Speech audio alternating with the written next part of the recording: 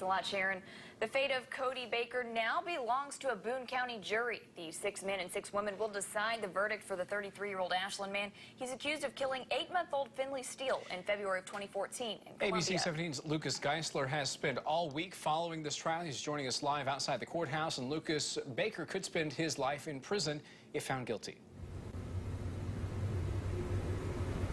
And Baker told the jury when he was on the stand that he wouldn't wish the last 567 days he spent in the Boone County jail on anyone. A guilty verdict for second-degree murder, though, would mean spending a minimum of 10 years in prison with the possibility of a life sentence. Now, the jury must decide if they believe prosecutor Dan Knight's accusation that Baker hit Finley Steele, an 8-month-old, several times in the head in late February 2014. Medical examiners told the jury this week that Finley Steele died of blunt force trauma. They found a 12-centimeter skull fracture with several other typical signs of abuse. Baker's attorneys, though, say it was Anna Steele who spent the most time with her daughter that week, accusing her of committing the abuse that killed Finley Steele.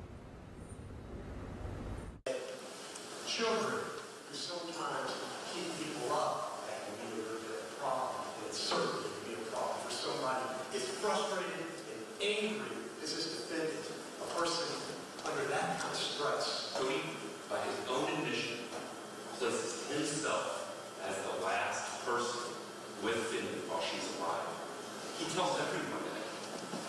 Why would he put himself in that position as the last person holding Finley while she was alive? If he was traumatized, Cody has nothing to hide. Now, the medical examiner that testified agreed there was no way to tell who committed the abuse just by examining the injuries. However, that the severity of them would have knocked Finley Steele unconscious almost immediately, they said on the stand. Reporting live in Columbia, Lucas Geisler, ABC 17 News. Thank you, Lucas. And we have learned the trial that Anna Steele has a plea deal in place for her child neglect case. Knight says he will recommend 5 years for each of those 2 charges and leave it to the judge whether she gets probation.